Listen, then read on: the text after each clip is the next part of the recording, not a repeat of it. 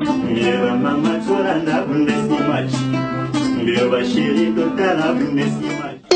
Bimage TV, ya boss Yves Mavam balobi bana Congo Central babi seno tala ma fort biso tout talaka Bimage TV ya boss Yves Mavam babi ba mpena bazana Congo Central o betu ba onso no ba Congo tukala même kuna mputu o kuna vata ina onso lutoma talanga Bimage onge ngiri ya utalanga tia seno nge talanga bana mataju bakangi masolo na poto babi bazo tala mais mono tala kwa mintala luto matala kibeni Bimage TV mono kise kwa mi ko kama muri akuna vovo ya mula muni akwenda kwa mi nyarkosa zalagine sapere yena papa wemba nyarkosa lata kabila mbaya shere monda tieto yebi mekombo ye nyarkosa sala kanga pasi mingi na motema nyarkosa donc boss Yves Mavam balubi babi Bimage TV ya ngomte kangi so ibi bilongo nanga na okanga oti na Bimage to tala ma partout.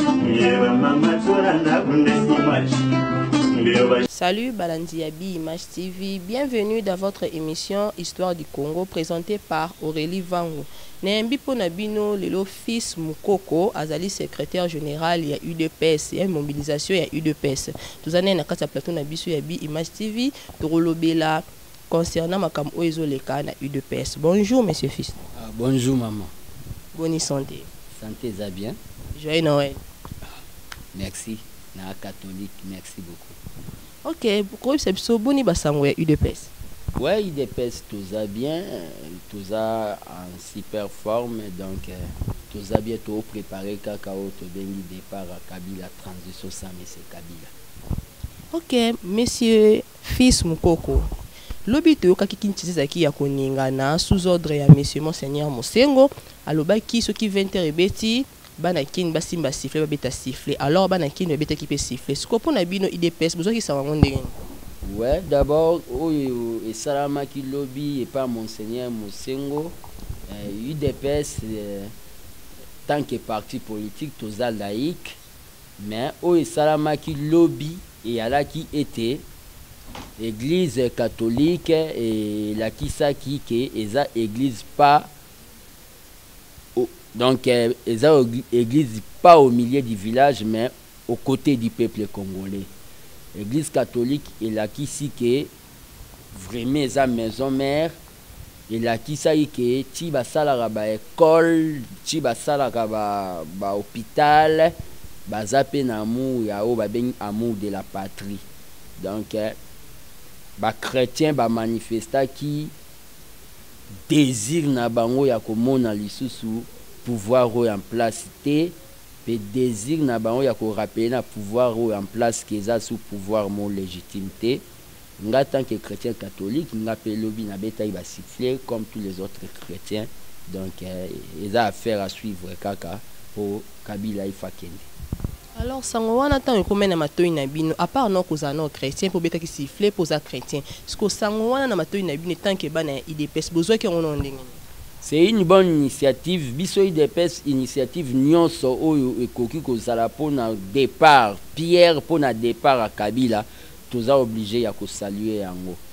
Donc toza obligé ya ko saluer yango pona départ à Kabila et je dis encore très fort je suis chrétien mais s'il s'agit même que tout ça la pacte à Satan, s'il s'agit même tout ça la pacte na Satan pour Kabila Kende, moi je suis pour.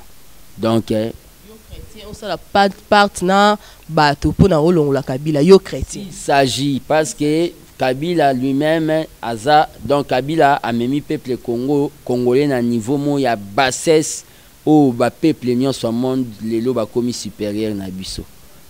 Donc, s'il s'agit de faire même pacte avec qui que ce soit pour Kabila Kende, on est d'accord. Tout soutenir l'église catholique, mais le côté déploré, les églises de réveil, entre guillemets, ou bazomi benga de réveil, quelques églises de réveil, bazo travailler pour nous soutenir, pouvoir où ils ont assoiffé, pouvoir où ils ont assoiffé du sang, pouvoir où ils ont aux abois et à M. Kabila. Na ba colite, ne ba mende, ba tundu et consort, na ba chadar et consort. Donc l'église de réveil, ba komiko, ko déformer évangile en Zambé, na sens que ba zoloba, ba quelques églises autres, na ba kombo, que nazo se réserver na nous kotanga bangwa pe ba miyebi bango molé nazo lobawa que l'église en ba miyebi l'église en ce côté on bazo défendre ndenge zo loba côté wana ce ko bazo na intérêt ni l'église en yo beti la ngo c'était ma casse intérêt na bango ezani bon c'est bango pe ba congolais le roi biso intérêt na bango eza ba billets de banque, ce sont des pasteurs ozomona balingi matériel, balingi batambola ba jeep et consort. Au moment na carte église batutu ba ema koloye na jeep, mais azozwa mbongo ya pouvoir tant que membre ya ANR na idaloba que tout pouvoir vient de Dieu. Les pouvoirs oyo ezonyo kola batu boye neti ya Kabila eza pouvoir en Zambété. Parce que on a vu dans la Bible ba Saoul ba alaki mais à un certain moment azalaki susuna mafuta en Zambété. Mais c'est Kabila na moment oyo pe baloba ke o bokangi na se nzamba kangi likolo. Donc peuple alingi na été c'est que nzambe pa alingi te. Un pasteur oazoya ko déformer makambu na idée ki aloba ke pouvoir o ezonyo ko la peuple o ezoboma ba congolais chaque jour o ezo exposer ba congolais ba koma ba clochard. Pouvoir wana eza pouvoir en nzambe eza pouvoir o epesa peuple kimia paix sociale. Ok, na yo kiyo monsieur fils Mukoko. Nina iba siko na ministre o onde tozabe ba IDPS eza combien? Alors wapi pe vrai IDPS? Expliquez-nous nous balandia émission Histoire du Congo ba comprendre non bien. Bon, histoire ya IDPS d'abord, si on a koba na histoire ezali IDPS ba créango et pas ba 13 parlementaires. Et ba 13 parlementaires ango majorité na bango ba si ba kufa donc majorité na bango ba si ba kufa. Na histoire à IDPS ndenge tozali à un certain moment batu mibale so ba yo kanate nde Bible lobi esenga ba kabwana Etienne Tshisekedi akabwana ki na Kibasa Maliba et Kibasa Maliba atikala ki na IDPS Kibasa o l'état reconnaissaki biso veto salaki IDPS na biso Tshisekedi na moment otozolo bana na bel et ki pe salama combattant na biso moko boye comme on dit Konda a comme appelé gouverneur na Kasai yé pas salara ya IDPS mais a kufa na salle séance tenante a beta mutu na se président Liao Marcel pas salara ya IDPS national Mbwanken pas salara IDPS mais na lire ya makambu na réalité ya makambu IDPS au peuple ayaka a télémina tokokena bino bozwa ba image na parlement debout peuple oyayaka telemi boazoyo ka makambu ndenge bazoloba eza IDPS Tshisekedi IDPS Kibasa baza ba voisin na biso sur boulevard du 30 boulevard Lumumba wa et comme école ata mutu mo atelema kuna te lelo toyo mona Bruno Tibala o nga na obenga maître Gims po manete longwara te na elongi Bruno Tibala azozwa courage ya koloba ke ya komi président ya UDPS asali sa congrès moko ya UDPS ke ya komi président UDPS omoni na vie maman mutu nyonso aza na droit ya aventure okosala no aventure mais basalaka aventure ne loko fondement nango eza makila te UDPS omoni place oyo boomona oyo tosala na émission oyo place oyo eza place oyo pouvoir en place ya Kabila etumba bato plus de 6 personnes bazikawa ba garde na biso oyo ya sécurité so omoni oyo milingi eza ba grenade ba beta kiawa bokozwa eza ba grenade ba beta kiawa le problème ali ke na minute oyo IDPS eza na makila ya bato ezoganga soko lingo ya kosala aventure nango yo moko okozala na problème na ba martyr ya IDPS c'est que Bruno Tibala osala po na biso eza non événement et en plus de cela sur le plan des droits nakolo belo komoko je regrette kazala juriste ko sala aventure aboye dans tel na sens nini il était secrétaire général adjoint chargé auprès du président de la République auprès du président du parti sans fonction mais secrétaire attaché na président sa parti tolongola e auto-exclusion yena mubaki kolongola tolongola bango na UDPS d'abord la logique il y a ba organisation morale il y a ba personne morale neti UDPS c'est la personne morale celui qui peut engager les partis vis-à-vis des tierces ezali celui qui fait l'intérim pour Tshisekedi azal sousté Moutazo ça l'intérim na moment où il est secrétaire général Jean-Marc Kabound. Yo adjoint, nous secrétaire national en charge de la mobilisation. Je ne peux pas engager l'IDPS na 6 mots supérieurs net congrès.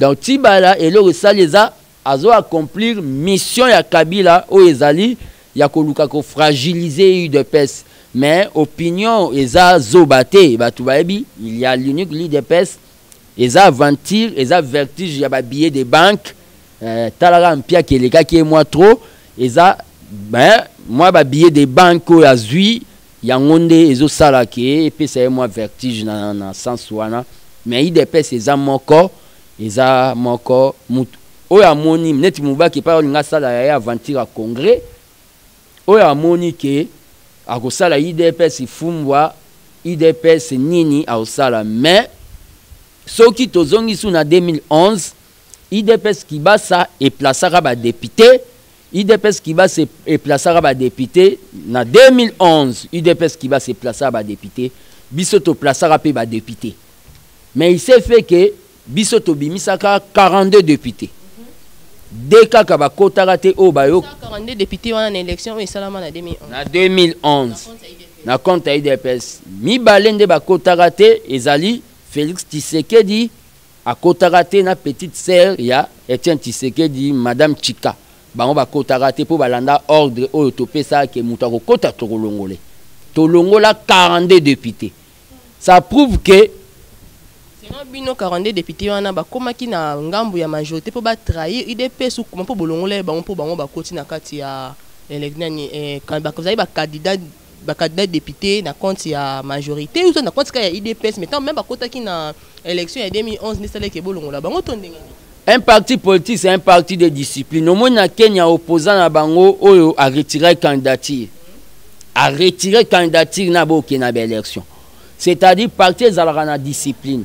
Biso l'air toke élection na 2011 to gagner Tshisekedi a gagné qui Kabila s'imposer parce que monsieur Kabila a reconnu ça qui que l'élection sama qui bien té na conférence de presse à sala qui na kisangani kuna na anglais a reconnu ça ka yango que l'élection sama est bien té déjà c'est quelque chose to yebisa ba député ba kota te po to yeba ke so ba koti na kati ya parlement o ya Kabila ba kotikala ko kangata mpuku te to yebisa bango yango ndo moni ba depuis ba kota ba motion nyonso ba salaka et chouaka ba député ou ba yokagité ou ba mona ke non il fallait ba kende ba zwa ba jeep bangonde to bengana bango nyonso to bengana bango to tikalaki ndenge to tikalaki le problème est ali ke Kibasa elona ngana ba Kibasa abimisa député te et bon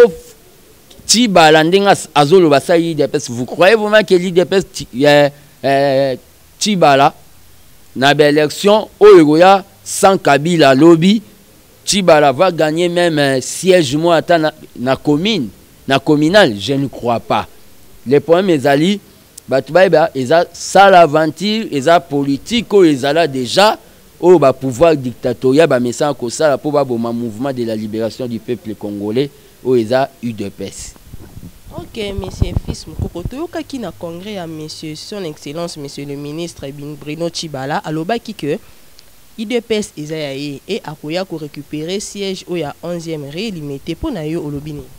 Ouais, le problème est allé ezali que kolobana ko sala et eza des choses différentes. Mais on a congrès que IDPS ezayaye azoya pe ko récupérer siège au ya 11e rélimité.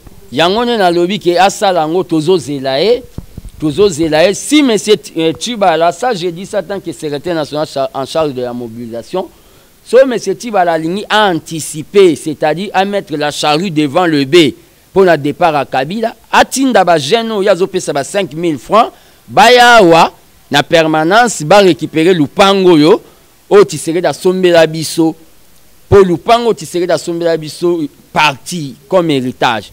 Tshibala aya a récupéré le quoi biso toza basi toza handicapé na fingité mais na lobby le quoi biso toza handicapé maboko katana Tshibala ya tozo zelaye na sina sali bémission tozo zelaye soka yete yenda robima siko véritable femme à pantalon donc tozo zelaye aya aboto la biso permanence o ndenga zo kanisa po biso toza basi.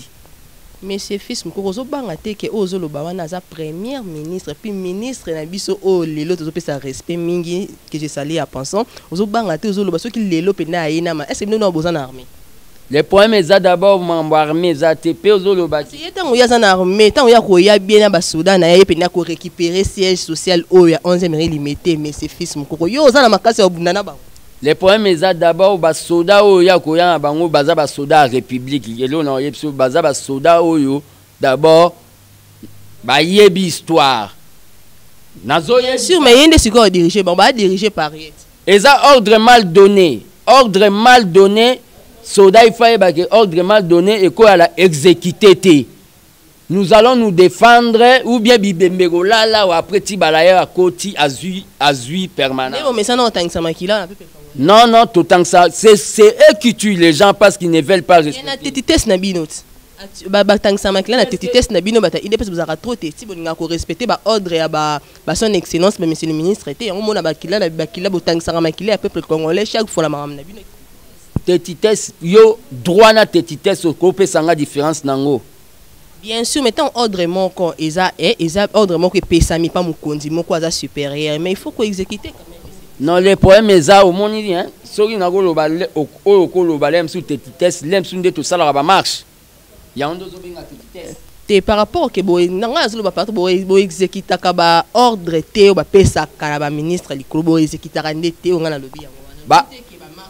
Ba ordre na bango eza ba ordre mal donné. Eza na soubassement juridique te na opesa exemple net ya marche à les 30 outi koleka constitution ya mboka et lobby boye on informe l'autorité mais on ne demande pas toza na régime ya information par régime ya autorisation bango le ba mona manifestation mo au peuple a linga aloba ba komo senga autorisation ba komo ba to sa autorisation et a des violations flagrantes ya constitution mboka déjà wana eza déjà quelque chose. Oh non, il n'y a pas question de tétitesse, c'est question de principe et de logique. Toza logique, puis toza constant en respect à la Constitution. IDPS n'a pas débordé dans le cadre que tout ça la haute Constitution est boï. Toza toujours non violent, mais toza a droit à la légitime défense. Et le problème est que les Rosolo Bakayikobanga peut-être. Moi, je suis dans un IDPS. Naza mwana IDPS naza vacciné na o ba bengi la peur, c'est-à-dire la peur d'abord ezali et le mot o ya liboso combattant longola po ba bengi combattant, ça c'est un. Et à part ça na minito yonde tozo leka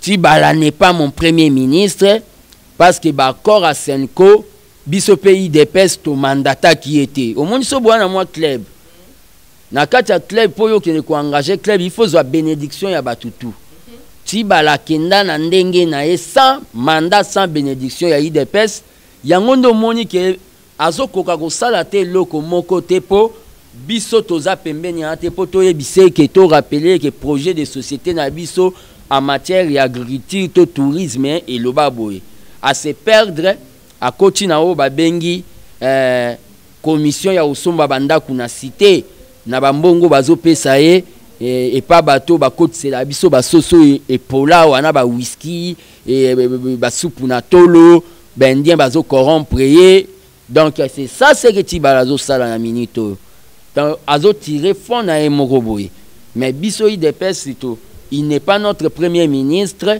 parce que c'est au Kabila sala eza violation ya ba corps ya ondo mona ba sango ba betisa ngonga lobi ba biki tozonga na ba corps. OK, monsieur Fils Mukoko ina tuna nsusu marche au Borosala le 19 décembre. Ezaka po botangisa susu makile ya peuple congolais ou bien eza marche moko pacifique. Pesi la biso nanu pour na marche.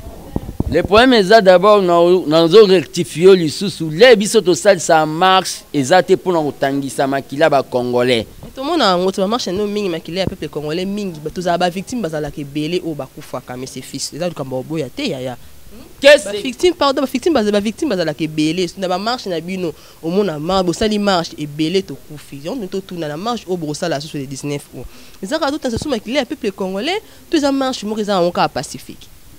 Qu'est-ce que d'abord une marche pour na memaona et loko marche eza manière ya ko s'exprimer eza babilo ebele bato basala eza na o babengi marche eza ba o babengi sitting eza na o babengi grève de faim eza na o babengi désobéissance civile koboya kofuta ba facture koboya nyonso eza ba méthode oyo to utilisaka le 19 bis na ngwezani oya le 19 eza d'abord que M. Kabila n'est pas légal, il doit quitter le pouvoir.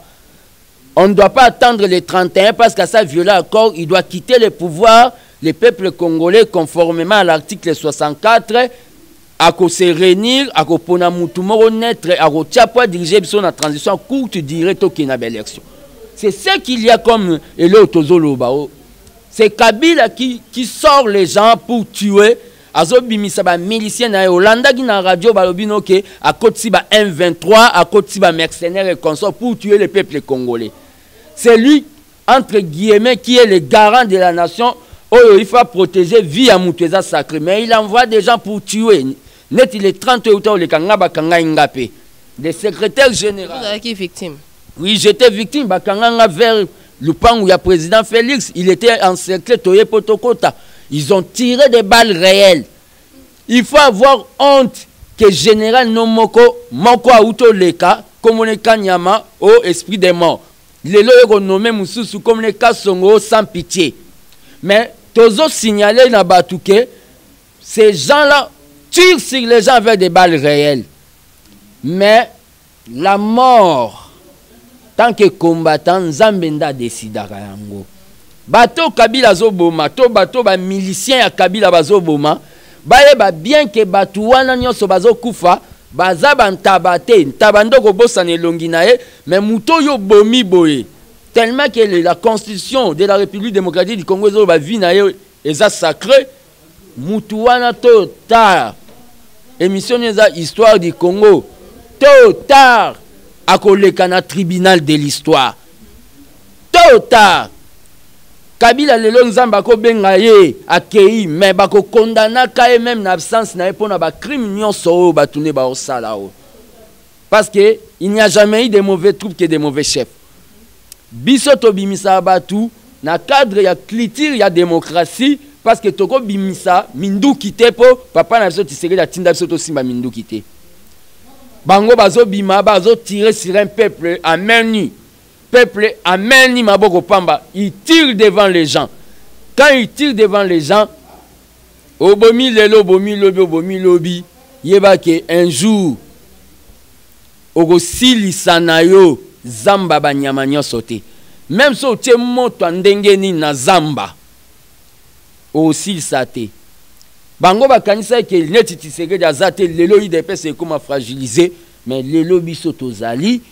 Jean-Marc Kabound Bazali, Félix Tshisekedi Bazali, Ribens Bazali, parlementaire de Bazali, Ligue des Fonds Bazali, école du parti et consort Tozali. Parce que Bango Kalkina Bango que c'était que mort à Tshisekedi c'est fini. Yangonde na lobby, Atobo Otumbi Zamba, Okosi Sabanyamanyo sauté, la lutte doit continuer pour Congo place to komi. Nabai Ozomuna ba imondiso ezana ville, ba montagne d'immondice. Bamaboulou bayaka na 5 chantiers lelo balobela suma mba 5 chantiers te donc lelo ndeza boye balobela suma mba 5 chantiers te neti lelo chinois ou tout ba congolais mbeli na zando ozo comprendre est-ce que na Chine congolais ko ça parce que ba chinois wana bazali oyo bazali protégé par ba généraux ya Kabila. Monsieur fils me content aux autres moments bon est-ce que aux assure aux appels des preuves que ba chinois ou bazo sala ba être ba peuple congolais ba dégâts wana qui baza protégé par ba généraux tout baza protégé par ba tout moro boy baza sima ya nini ya mapinga ya mboka na biso mais yo au mona chinois soko ke na boutique ne bo discuter bo alobi olingi na benga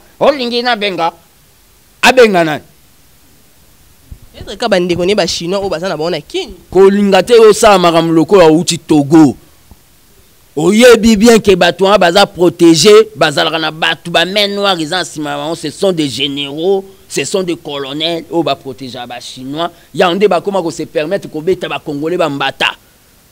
Image TV ya boss Yves Mavambu balobi bana Congo central babi seno tala mafor biso tout totalaka Image TV ya boss Yves Mavambu. Oui, toujours évoluer toujours na émission na biso histoire du Congo. Monsieur Fils Mukoko, la loi électorale par rapport à UDPS.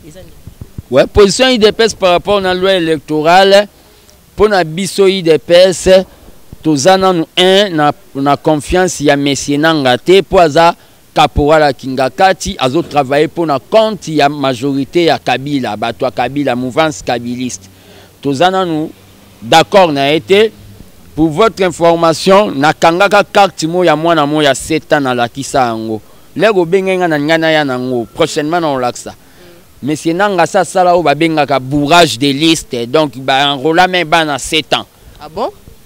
Azebi ke na Congo ba pour na mutu akoma na point que a voter azala aba enrôler il faut azala na 18 ans pas comme majeur ndeni ba ko enrôler ba na 17 ans ba na 7 ans kasi ba benga même ata 10 ans 11 ans 12 ans mais 7 ans ba benga ngo bourrage de liste en matière ya élection nanga sala ngo nanga na ya osela so loi électorale na kati ya loi électorale ngo bazui bateo tolongwana o ba bengi papier tokoma na o ba bengi machine à voter. Machine à voter na pays moko boyo na bengaka pas même de sous-développement mais un pays de hors développement au majorité ya batu batanga te à 70% pe en plus batu bayebi pas même ko sela ba téléphone Android na mboko boye la ba machine à voter et là oni basi batie na kati ya machine à voter wana basi batie déjà quand ya Kabila victoire victoire victoire au moment bazoloba ke mbongo ezate bazoya koloba na biso ke tokende tosomba mbongo akosomba ba machine à voter ane utwa. Ça c'est de l'aventure biso pona biso loi nezate.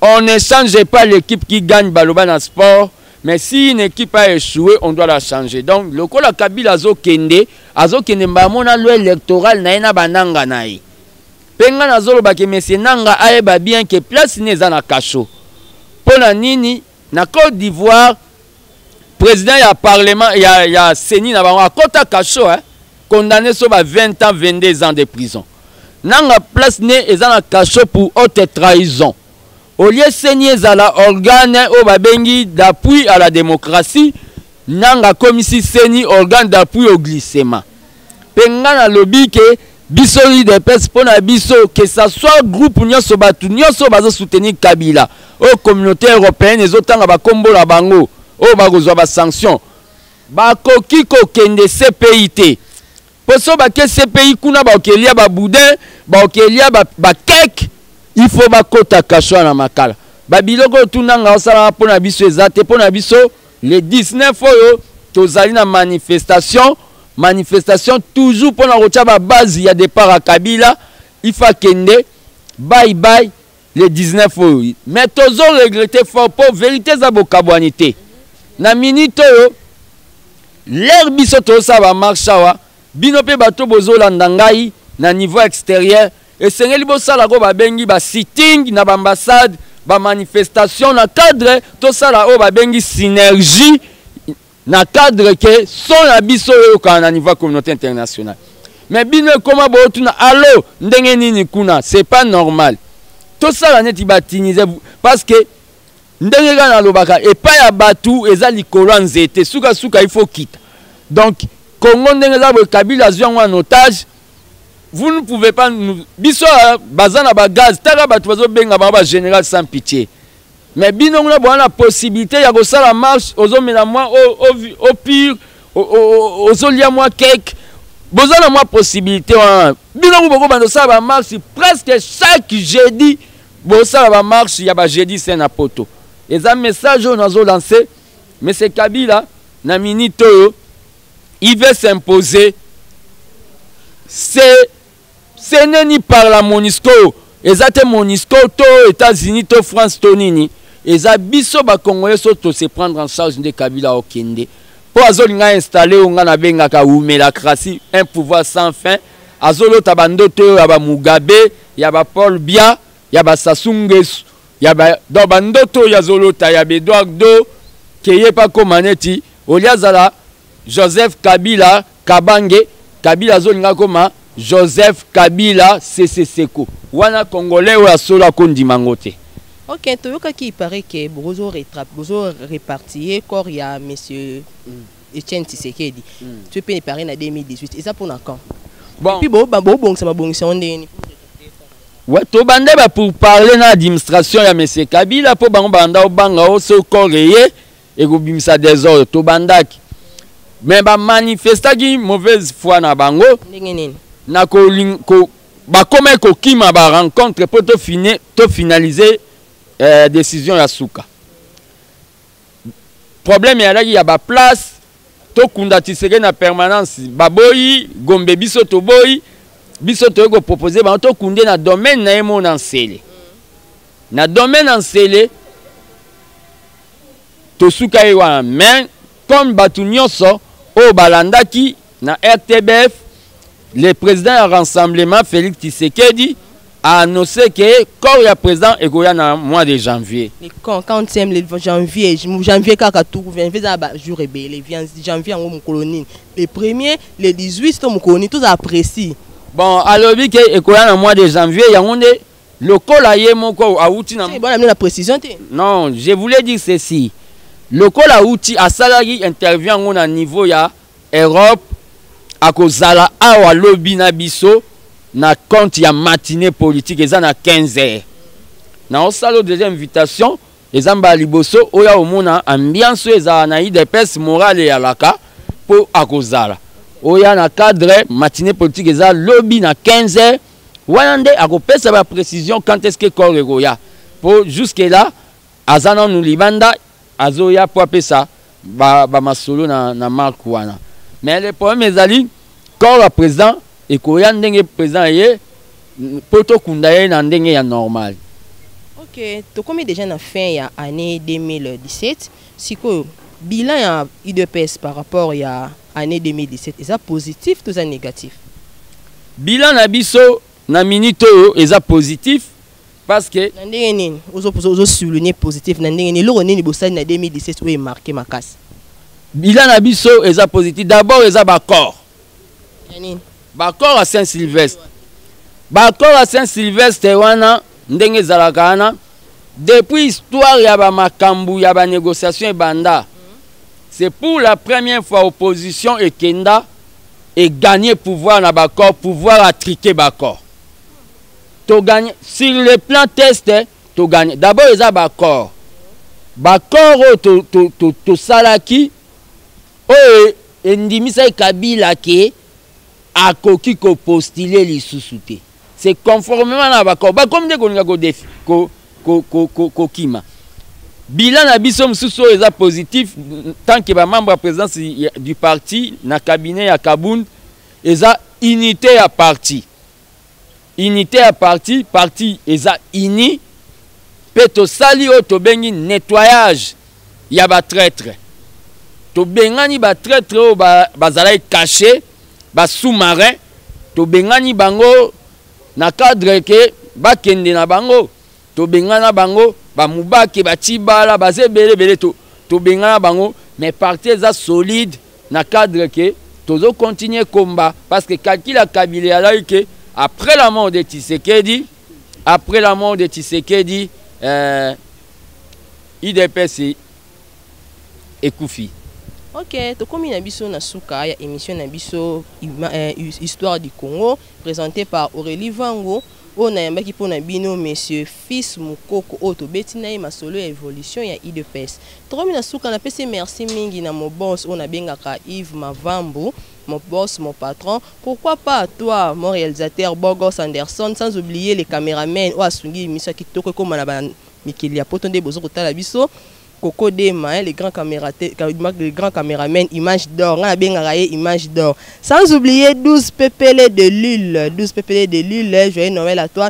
Joyeux Noël à Raphaël et Pape, Liban est égal à Mbongo. Raphaël et Pape, il va confirmer en haut. Pourquoi pas toi, Clarisse Van, on a vu que ça combattante à Makasi, qu'on a na à Londres, et Moko Yokindenge Fils Mukoko, a PC Libile combattant au Boza di Banda. Pourquoi pas à toi, Angéline Apaka, Michel Carole Van, on a passé bino bambote belé, na bosanité rive ma zone, hein?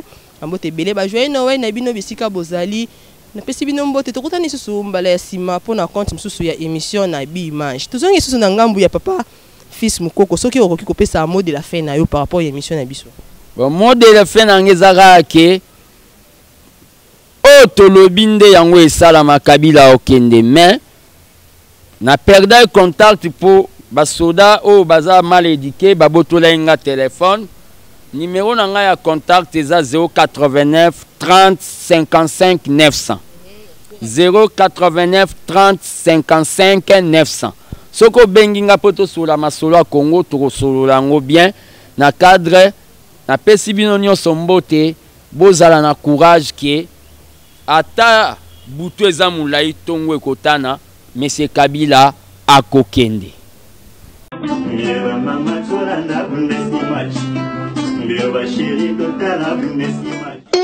Image TV ya boss Yves Mavamou balobi bana Congo Central babi seno etala mafor biso tout otalaka Image TV ya boss Yves Mavamou babi bango pena bazana Congo Central obeto ba onso no ba Congo tukalanga même kuna mputu o kuna vata ino onso lutoma talanga Image onge nkili ya otalanga kia seno nge otalanga nge bana matadi bakangi masolo na poto babi bazo tala mais mono tala kwa mintala luto matala kibeni Image TV mono kise kwa mi ko kama muri akuna vovo ya mula muni akwenda kwa mi nyargo sala gine sapere yena papa wemba nyargo sala takabila mbaya shere monda sieto yebi mekombo ye nyargo sala kanga pasi mingi na motema nyargo donc boss Yves Mavamou balobi babi Image TV yango mtekangi so ibi biloko na ngana okanga oti na Image to tala ma partout.